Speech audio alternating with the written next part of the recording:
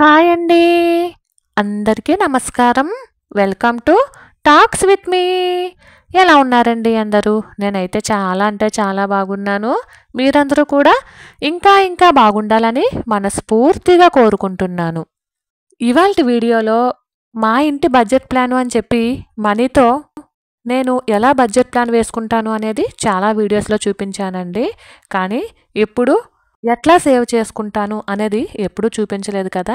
ఈరోజైతే మా ఇంటి బడ్జెట్ ప్లానేనండి. ఇది ఎప్పుడూ కూడా మనీ బడ్జెట్ ప్లాను మనీతోనే చూపించేదాన్ని కదండీ! ఈరోజైతే బుక్‌లో రాసి చూపిస్తున్నాను. నేను ప్రతి నెల ఎలా బడ్జెట్ వేసుకుంటాను, అలానే డబ్బుని బడ్జెట్ వేసుకుని ఎక్కడి నుంచి పొదుపు చేస్తాను, అలానే ప్రతి సంవత్సరము కూడా ఒక బడ్జెట్ ప్లాన్ అనేది అవసరం ఉంటుంది కదండీ! అలానే ప్రతి సంవత్సరము ఎలాంటి బడ్జెట్ ప్లాన్ వేసుకుంటాను అనేది మీ అందరితో షేర్ చేద్దాం అనుకుంటున్నాను. ఇది నాకే కాదండి, చాలా మందికి యూజ్ అవుతుంది. ఎవరి బడ్జెట్ అంటే ఎవరికి వచ్చే సంపాదన బట్టి వాళ్ళు చక్కగా బడ్జెట్ ప్లాన్ వేసుకోవచ్చు. బడ్జెట్ ప్లాన్ పట్టిక ఎలా వేసుకోవాలి అనేది నేను మీకు నెక్స్ట్ వీడియోలో పోస్ట్ చేస్తాను. 2025 నుంచి బడ్జెట్ వేసుకుందాము అని అనుకునే వాళ్ళకి బడ్జెట్ ప్రణాళిక అనేది ఒక పట్టిక రూపంలో అందరికీ అర్థమయ్యేటట్టు చెప్పడానికి ప్రయత్నిస్తానండి నెక్స్ట్ వీడియోలోని. ఇప్పుడైతే మా ఇంట్లో నేను ఏ విధంగా బడ్జెట్ ప్లాన్ వేసుకుంటాను, సంవత్సరానికి, నెలకి ఏ విధంగా వేసుకుంటాను అనేది ఇప్పుడైతే చూపిస్తానండి. అలానే బడ్జెట్ ప్లాన్ వేయడమే కాకుండా అందులో ఎక్కడెక్కడ మనీని పోగు చేస్తానో కూడా మీ అందరితో షేర్ చేద్దాం అనుకుంటున్నాను. దానికంటే ముందు ఈ ఛానల్ని ఎవరైనా ఫస్ట్ టైం చూస్తున్నట్లయితే సబ్స్క్రైబ్ చేసుకుని సపోర్ట్ చేయండి. అలానే ఒక చిన్న లైక్ ఇచ్చి వీడియోని మరింత ముందుకు తీసుకెళ్ళండి. వీడియోపై మీ అభిప్రాయాన్ని నాకు కామెంట్ సెక్షన్లో అయితే తెలియజేయండి. వీడియో నచ్చి బాగుంది అనిపిస్తే మీ ఫ్రెండ్స్ అండ్ ఫ్యామిలీకి కూడా షేర్ చేయండి. ఇక ఆలస్యం కాకుండా మనమైతే టాపిక్లోకి వెళ్ళిపోదాము. కొత్త ఉదయంలో సరికొత్త ఆశలతో మరొక రోజులోకి మనందరికీ స్వాగతం అండి. ప్రతి నెల కూడా ఖర్చులు ఒకే విధంగా ఉండకపోవచ్చండి. ప్రతి సంవత్సరము కూడా ఖర్చులు ఒకే విధంగా ఉండకపోవచ్చు. కాబట్టి 2024లో నేను ఏ విధంగా ప్రతి నెల బడ్జెట్ వేసుకున్నాను, అలానే 2024వ సంవత్సరం ఏ విధంగా అంటే ఇయర్లీ బడ్జెట్ ప్లాన్ ఏ విధంగా వేసుకున్నాను అనేది ఈ వీడియోలో షేర్ చేద్దాం అనుకుంటున్నానండి. బాగుంది, వీడియో నచ్చింది అని అనుకుంటే 2025వ సంవత్సరం నుంచి మీరు కూడా చక్కగా ట్రై చేయొచ్చు. బడ్జెట్ ప్లాన్ని సాధారణంగా ప్రతి నెలకి మాత్రమే వేసుకుంటూ ఉంటారు చాలామంది. కానీ నేనైతే 2 రకాలుగా వేసుకుంటాను. అది ఇయర్ ఎండింగ్లో కానీ ఇయర్ స్టార్టింగ్లో కానీ ఇయర్లీ బడ్జెట్ ప్లాన్ అనేది చక్కగా వేసుకుంటానండి. ఫస్ట్ అయితే మంత్లీ బడ్జెట్ ప్లాను నేను ఏ విధంగా వేసుకుంటాను, నాకు మా వారు ఇంటి ఖర్చులకని ఇచ్చినటువంటి మనీతో నేను బడ్జెట్ ప్లాను ఏ విధంగా వేసుకుంటాను, అలానే బడ్జెట్ ప్లాన్ వేసుకున్న తర్వాత అంటే ప్రతి రూపాయి కూడా అవసరానికి ఖర్చు పెట్టిన తర్వాత ఏ విధంగా మనీని పొదుపు చేస్తాను అనేది కూడా మీ అందరితో షేర్ చేద్దాం అనుకుంటున్నాను. ఇది చాలామందికి యూజ్ అవుతుందని అనుకుంటున్నానండి. తెలియని వాళ్ళు కూడా చక్కగా ఈ బడ్జెట్ ప్లాన్ తెలుసుకుని మీ అవైలబిలిటీని బట్టి అంటే మీ సంపాదనను బట్టి మీరు ఒక బడ్జెట్ ప్లాన్ వేసుకోవచ్చండి. ప్రతి నెల కూడా కిరాణా వస్తువులకి మరియు స్నాక్స్కి నేను 4500 వరకు తీస్తానండి. ఇది మాత్రం కంపల్సరీ. ఇవన్నీ కూడా అవసరాలండి. కంపల్సరీ మనం ప్రతి నెల మనకి కావాల్సినటువంటి అవసరాలు. మ్యాక్సిమం ఇందులో తగ్గించలేము, కానీ పొదుపు అయితే చేసుకోవచ్చండి. ఇందులో గ్రాసరీస్కి ప్రత్యేకించి నేను 3000 అయితే వేస్తాను. స్నాక్స్కి 1500 అయితే వేస్తానండి ప్రతి నెల. 3000 రూపాయలు గ్రాసరీస్లోనే బియ్యం కూడా వస్తాయండి. అంటే మళ్ళీ మీరు బియ్యం వేసుకోలేదక్క బడ్జెట్ ప్లాన్లో అని అనుకోవచ్చు. అవి కూడా గ్రాసరీస్లోనే వస్తాయి. రైస్ మేము తక్కువ తింటాం కాబట్టి నేను బియ్యానికి విడిగా అంటూ నేను మనీ అయితే వేయనండి. గ్రాసరీస్ దాంట్లో ₹1 కూడా సేవ్ అయితే చేయలేను. ఇంకా ఎక్కువే అవుతుంది కానీ గ్రాసరీస్కి తక్కువైతే చేయలేమండి. ఏమైనా చేస్తే ఈ స్నాక్స్ విషయంలో ఈ 1500లో మాత్రమే పొదుపు చేయగలను. అవి కూడా మ్యాక్సిమం ఇంట్లో కుక్ చేయడానికే ట్రై చేస్తూ ఉంటానండి. ఇక రెండవది వచ్చేసి వెజ్ అండ్ ఫ్రూట్స్ అండి. అంటే కూరగాయలు, పండ్లు తీసుకుంటూ ఉంటాం కదా. మనం ప్రతిదీ కూడా మన బాడీకి ఏవేమైతే కావాలో అన్నీ కూడా చక్కగా తింటూనే బడ్జెట్ ప్లాన్ వేసుకుంటూ సేవ్ చేసుకోవాలండి. అలా అయితేనే సేవ్ చేసుకున్నట్టు అవుతుంది. మనం తిండి మానేసి సేవ్ చేద్దామంటే అవైతే హాస్పిటల్ పాలు చేయాల్సిందే. సేవ్ చేసుకున్నా ఒకటే, చేసుకోకపోయినా ఒకటే. కాబట్టి పర్ వీక్ అంటే ప్రతి వారం 500 నుంచి 600 వరకు నాకు ఫ్రూట్స్కి, వెజిటేరియన్ అంటే కూరగాయలకి అవుతాయండి. ఎప్పుడైనా సరే సీజనల్ ఫ్రూట్స్ కానీ సీజనల్గా వచ్చే కూరగాయలు కానీ తెచ్చుకుంటే మాత్రమే ఇందులో పొదుపు చేయగలము. ఒక 100 200 నెలకి మాత్రం పొదుపు చేయగలమండి. ఎక్కువ అని చెప్పను. మ్యాక్సిమము అవసరానికి ఖర్చు పెట్టిన తర్వాతే పొదుపు చేస్తాను అని చెప్తానండి. అలానే మూడోది వచ్చేసి నాన్ వెజ్ ఎగ్స్కి 1500 తీస్తానండి.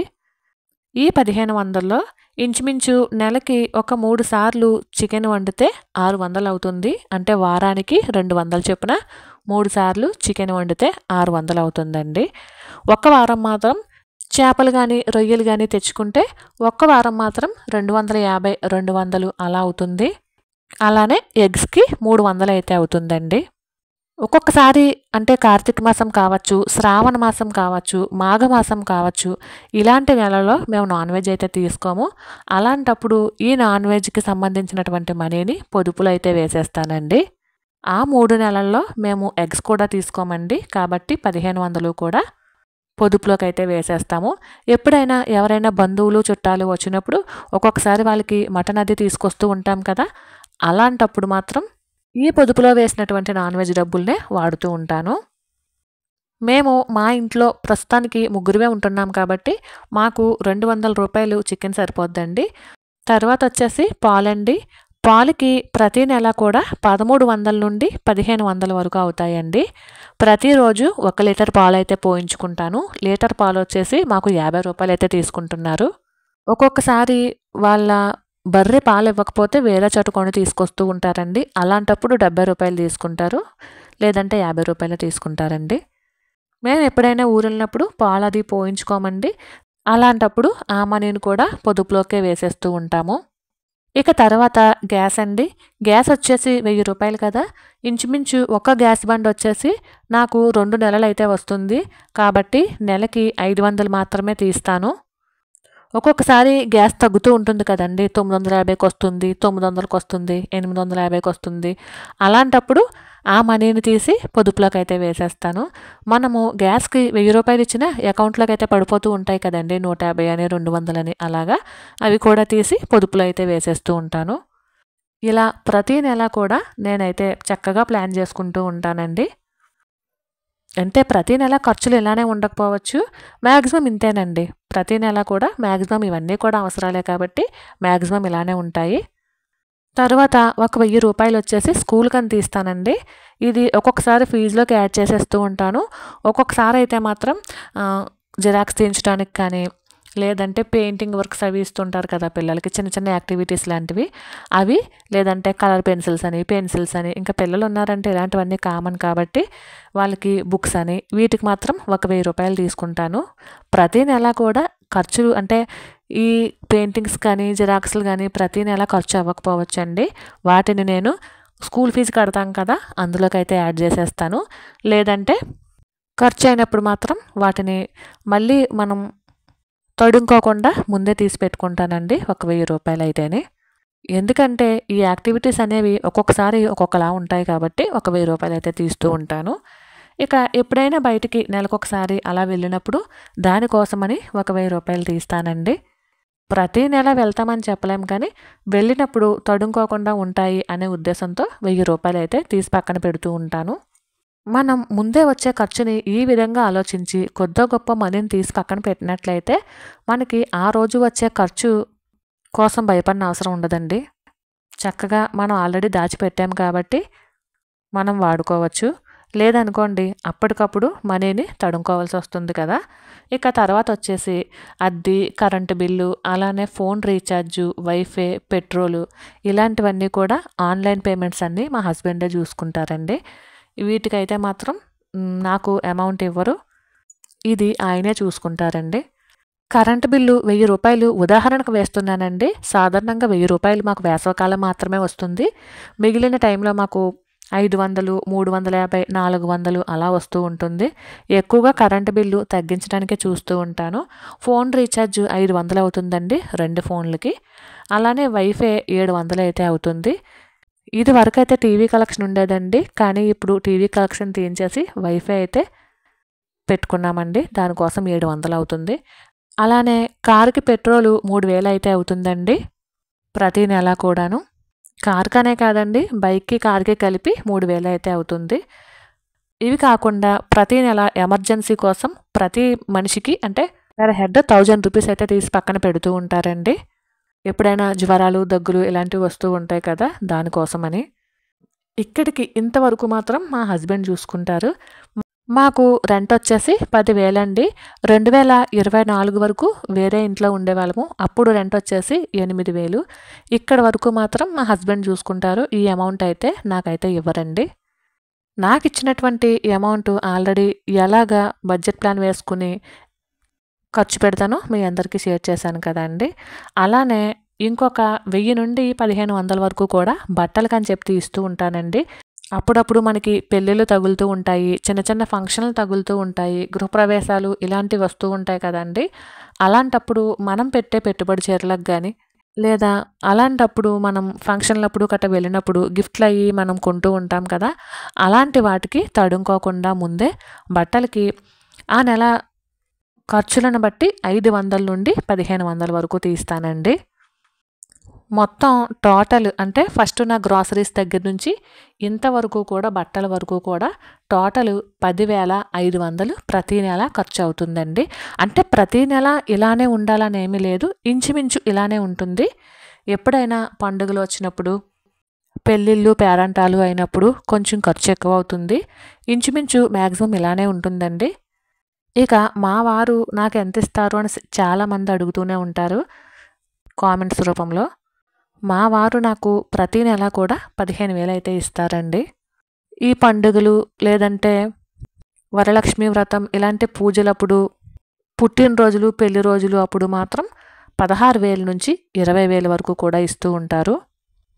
నేను ప్రతి నెల కూడా ఇంచుమించు 10,500 వరకునే ఖర్చు పెట్టడానికి ట్రై చేస్తాను. ఇంకా వీలుంటే 500 కూడా తగ్గించి 10,000 వరకునే ఖర్చు పెట్టడానికి ట్రై చేస్తూ ఉంటానండి. ఇప్పుడు నాకు మా వారిచ్చే 15,000లో 10,500 ఖర్చులు పోను 4,500ని నేను సేవ్ చేస్తూ ఉంటానండి. అంతేకాకుండా ఇంకా ఎక్కడైనా సేవ్ చేయొచ్చా అని అనుకున్నప్పుడు నేను ఆల్రెడీ ఇందాక మీకు ఫస్ట్లో చెప్పాను కదండి, గ్రాసరీస్కి 1500 గ్రాసరీస్కి 3,000 వేసి స్నాక్స్కి 1500 వేశాను కదా, ఆ 1500లో ఏమైనా సేవ్ చేస్తే అది సేవింగ్లోకే వచ్చేస్తుంది. అలానే ఈ వెజ్ నాన్ వెజ్ ఏమైనా సేవ్ చేస్తే అందులోకి వస్తుంది. కార్తీక మాసం, మాఘమాసం ఇలా వస్తే నాన్ వెజ్ తినం కదండి, అది కూడా సేవింగ్స్లోకి వేసేస్తూ ఉంటాను. తక్కువలో తక్కువ కనీసం ఒక 2,000 అయినా సరే ప్రతి నెల సేవ్ చేయడానికి ట్రై చేస్తూ ఉంటానండి. ఇంతవరకు కూడా మీరు చూసింది నెల బడ్జెట్ మాత్రమేనండి. అంటే ప్రతి నెల పెట్టే ఖర్చులు, అంటే ప్రతి నెల కూడా ఇంచుమించు ఇలానే ఖర్చు అవుతూ ఉంటుంది. ఇక ఇప్పుడు ఇయర్లీ బడ్జెట్ అండి. అదేంటి ఇయర్లీ బడ్జెట్ ప్లాన్ కూడా ఉంటుందా అని మీరు అనుకోవచ్చు. కానీ మనం బడ్జెట్ వేసుకోము, కానీ ఖచ్చితంగా ఇయర్లీ బడ్జెట్ ఉంటుందండి. అది ఏంటి అనేది ఇప్పుడు చూద్దాము. ఉదాహరణకి పుట్టినరోజులు వస్తూ ఉంటాయి. పిల్లల పుట్టినరోజులు కానీ, మన పుట్టినరోజులు కానీ, మన హస్బెండ్స్ పుట్టినరోజులు కానీ వస్తూ ఉంటాయి కదా, వాటికి మనం ఖర్చు పెడుతూ ఉంటాం కదండి. అలాంటివన్నీ కూడా అంటే సంవత్సరానికి ఒకసారి ఖర్చు పెట్టే ఖర్చును ఇయర్లీ బడ్జెట్ ప్లాన్ కింద నేనైతే వేసుకుంటాను. ఇందులో పాప పుట్టినరోజుకి 5,000, నా పుట్టినరోజుకి 5,000, మా బావ పుట్టినరోజుకి 5,000 కింద బడ్జెట్ రూపంలో మనం ఇంతే ఖర్చు పెట్టాలి, ఇంతకు మించి ₹1 కూడా ఖర్చు పెట్టకూడదు అని చెప్పేసి అనుకుంటూ ఉంటాం అన్నమాట. 5,000కి మించి ఇంక మనం ఖర్చు పెట్టకూడదు. కేక్స్కి కానీ, డ్రెస్సులకు కానీ, పిల్లలకి ఏమైనా గిఫ్ట్లు ఇవ్వటానికి కానీ, డెకరేషన్లకు కానీ ఇలా 5,000 లోపే ఖర్చు పెట్టాలి అనుకుంటాను. కానీ నేనైతే ఈ డెకరేషన్లు కానీ, కేక్స్కి కానీ పెద్ద ఎక్కువ ఖర్చు పెట్టనండి. ఇందులో కూడా 2,500 సేవ్ చేయడానికే చూస్తాను. ఏమైనా ఖర్చు పెట్టాలి అనుకుంటే మా పాప పుట్టినరోజుకి తప్ప మా ఇద్దరు పుట్టినరోజులకి తక్కువే ఖర్చు పెడతానండి. ఇక మ్యారేజ్ డేకి అండి, పెళ్లి రోజుకి 2,000 అయితే ఖర్చు అవుతుంది మాకు, అంటే కొత్త బట్టలకి. అలానే మేము వ్రతం చేయించుకుంటాము మా మ్యారేజ్ డేకి అన్నవరంలో. అందుకని మేమైతే సెలబ్రేషన్ అంటూ ఏమీ చేసుకోమండి. చక్కగా కొత్త బట్టలు వేసుకుని వ్రతం చేసుకుని ఇంటికి వచ్చేస్తాము, అంతేనండి. ఆ రోజు బయట ఫుడ్ తినడం ఇలాంటివి ఏమీ ఉండదు. ఇక మనకి పండుగలు వస్తూ ఉంటాయి కదండి, సంక్రాంతి కానీ, దీపావళి కానీ, వినాయక చవితి కానీ, వరలక్ష్మి వ్రతం కానీ, మనకి ఇలా పండుగలు అవి వస్తూ ఉంటాయి కదా. ఉదాహరణకి ఇప్పుడు వచ్చేది మనకి సంక్రాంతి కాబట్టి సంక్రాంతికి బట్టలకి ఒక 10,000 అయితే వేస్తున్నాను. అలానే మనకి పెద్ద పూజలు అంటే వరలక్ష్మి వ్రతం, దీపావళి, వినాయక చవితి ఇలాంటి పెద్ద పూజలకి మనం డెకరేషన్కి అవి పువ్వులు అవి కొంటాము కదండి, ఫ్రూట్స్ అవి కొంటూ ఉంటాము. వాటికి ఒక 6,000 అయితే వేసుకుంటానండి. అలానే స్కూల్ ఫీజు సంవత్సరానికి 3 సార్లు అయితే కడతాము. ఇది కూడా ఇయర్లీ బడ్జెట్ ప్లాన్లోకే వస్తుంది. అలానే కారు, బైకు, ఏసీ సర్వీసింగ్ సంవత్సరానికి ఒకసారి చేయిస్తూ ఉంటాం కదా, వీటికి కూడా ఇంచుమించు ఒక 6,000 అయితే అవుతుంది కదండి. ఏసీకే 2,000 తీసుకుంటాడు కదా సర్వీసింగ్కి. అలానే కార్కి, బైక్కి అన్నిటికీ మూడింటికి కలిపి 6,000 అయితే తీసి పెట్టుకుంటాము. ఇది కూడా సంవత్సరానికి ఒకసారి సర్వీసింగ్ చేయిస్తాం కాబట్టి అప్పటికప్పుడు తడుముకోకుండా ముందే తీసి పెట్టుకుంటామండి సంవత్సరానికి సర్వీసింగ్ అని చెప్పేసి. మీరు ఇయర్లీ బడ్జెట్ ప్లాను ఎందుకు ఎలా ప్లాన్ చేస్తారు అనుకోవచ్చు. మాకు సంవత్సరానికి ఒకసారే పొలం మీద పంట డబ్బులు వస్తాయండి.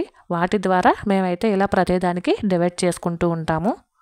అలానే ఊరు వెళ్ళడానికి అదిని 3,000 నుండి 5,000 వరకు పెట్రోల్కి అని చెప్పి పక్కన పెడుతూ ఉంటామండి. ఒకవేళ ట్రైన్కి వెళ్తే రిజర్వేషన్ టికెట్లకైనా ఉంటాయి కాబట్టి 3,000 నుంచి 5,000 వరకు టికెట్లు అయితే డబ్బులు పక్కనైతే పెడతాము. టికెట్ డబ్బులు, పెట్రోల్ డబ్బులు కలిపండి. ట్రైన్కి వెళ్తే పెట్రోల్ సేవ్ అవుతుంది, కార్ మీద వెళ్తే ట్రైన్ టికెట్లు కలిసి వస్తాయండి. అంతే, రెండు ఇంచుమించు ఒకేలాగా అవుతాయిలేండి. కాకపోతే ఎప్పుడైనా ట్రైన్కి టికెట్స్ దొరకలేనప్పుడు కార్ మీద బయలుదేరాల్సి ఉంటుంది కాబట్టి పెట్రోల్కి అని చెప్పేసి 3,000 నుంచి 5,000 వరకు కారు పెట్రోల్ కానీ పక్కన పెట్టుకుంటామండి. ఇక ఇందులో నేను ఎలా సేవ్ చేస్తానంటే, ఈ పుట్టినరోజులకు ఉన్నది చూడండి, అక్కడ ఒక 2,500 సేవ్ చేయడానికే చూస్తాను. పండుగలప్పుడు అది 10,000 అని రాశాను, మనకి 10,000 ఏమో అవ్వండి, ఒక్కొక్కసారి ఎక్కువ అవ్వచ్చు, ఒక్కొక్కసారి తక్కువ అవ్వచ్చు. అలాంటప్పుడు అందులో కూడా సేవింగ్ చేస్తానండి. బట్టలకి ఎక్కువగా డబ్బులనైతే పోసేయను. మంచి రంగులతో అందంగా ఉండేవి, తక్కువ రేట్లో ఉండేవి తీసుకోవడానికే ట్రై చేస్తూ ఉంటాను. మహా అయితే 2-3 సంవత్సరాలు కడతాం అంతే కదండి. అదే బంగారం అనుకోండి, మనకి తరతరాలు ఉంటుంది కాబట్టి ఎక్కువగా నేను సేవ్ చేసినటువంటి మనీతో బంగారం కొనడానికే ట్రై చేస్తూ ఉంటానండి. మొత్తం మీద ఇది మా ఇయర్లీ బడ్జెట్ ప్లాన్ అండి. అంటే వీటన్నిటిని టోటల్ చేస్తే మాకు 40,000 అయితే వస్తుంది. సంవత్సరానికి 40,000 అయితే ఖర్చు అవుతుందండి. ఈ పండుగలప్పుడు కావచ్చు, పుట్టినరోజులకి, పెళ్లి రోజులకి కావచ్చు, స్కూల్ ఫీజు కావచ్చు, కారు, బైకు, ఏసీ సర్వీసింగ్ ఇలాంటివి కావచ్చు, పూజలకు కావచ్చు, ఊరెళ్ళినప్పుడు కావచ్చు, ఇలా వీటన్నిటికీ కూడా 40,000 అయితే ఖర్చు అవుతుందండి ప్రతి సంవత్సరము. చాలామంది మంత్లీ బడ్జెట్ వేసుకుంటారు కానీ ఇయర్లీ బడ్జెట్ వేసుకోరండి. ఒకసారి ఇయర్లీ బడ్జెట్ కూడా వేసుకుంటే మనకి ఎంత ఖర్చు అవుతుంది ప్రతి సంవత్సరము అనేది కూడా తెలుస్తుంది. ఇక అత్యవసరానికి అని చెప్పేసి పెట్టినటువంటి మనీ ఎప్పుడైనా ఏసీ పోయినప్పుడు కానీ, బైక్ రిపేర్ వచ్చినప్పుడు కానీ, ఇంట్లో మిక్సీ, ఫ్యాను, ఫ్రిడ్జు ఇలాంటివి ఏమైనా రిపేర్ వచ్చినప్పుడు కానీ యూజ్ అవుతాయండి. కాబట్టి అవి పొదుపులోకి అయితే వేసుకోకూడదు, అవి అలానే పక్కనే ఉంచాలి. ఇక 2024లో ఖర్చులన్నీ పోను నేను ఎంత మనీని సేవ్ చేశాను అనేది నేను నెక్స్ట్ వీడియోలో పోస్ట్ చేస్తాను. ఎందుకంటే ఇప్పటికే ఈ వీడియో చాలా లెంత్ అయిపోయింది. ఆల్మోస్ట్ 18 నుండి 19 నిమిషాలు అయిపోయిందండి. ఇప్పటికే మీకు బోర్ కొట్టుంటుంది. అలానే 2025లో నేను వేసుకున్నటువంటి ఈ బడ్జెట్లో ఏమేం మార్చుకోవాలి అనుకుంటున్నాను అనేది కూడా మరొక వీడియోలో పోస్ట్ చేస్తాను. మరి మీ అందరికీ మా ఇంటి బడ్జెట్ ప్లాన్ అర్థం అయ్యేటట్టే చెప్పాను అనుకుంటున్నాను. మనకి ప్రతి నెల ఇన్కము అంటే శాలరీ రూపంలో రావచ్చు, ఎక్స్ట్రా ఇన్కమ్ రూపంలో రావచ్చు. అంటే ఇక్కడ ఎక్స్ట్రా ఇన్కమ్ అంటే అండి, మనం ఇప్పుడు ఎవరికైనా రెంట్కి ఇచ్చామనుకోండి, రెంటలు రావచ్చు. ఎక్కడైనా మనం మ్యూచువల్స్లో కానీ, ఎఫ్డి నుండి కానీ, పోస్ట్ ఆఫీస్లో కానీ డబ్బులు కడితే కనుక అవి వడ్డీ రూపంలో మనకు రావచ్చు. లేదా ఎవరికైనా వడ్డీకి ఇస్తే ఆ మనీ మనకి తిరిగి రావచ్చు. వీటన్నిటినీ కూడా ఒక దాని మీద రాసుకుని అసలు మన ఇన్కమ్ ఎంత, మనకి ఎంత ఖర్చు అవుతుంది, మనం ఎంత సేవ్ చేస్తున్నాము అనేది ఒక బుక్ మీద రాసుకోగలిగితే మనకి మన బడ్జెట్ ప్లాన్ అనేది ఎలా వేసుకోవాలో ఒక అంచనా అయితే వచ్చేస్తుందండి. మరి అయితే ఇదేనండి వాళ్ళ వీడియో. మీ అందరికీ కూడా అర్థం అయ్యేటట్టే చెప్పాను అనుకుంటున్నాను. ఈ వీడియో కనుక మీ అందరికీ నచ్చినట్లయితే please like, share and subscribe. మరి అయితే ఉంటానండి. Thank you for watching. Bye.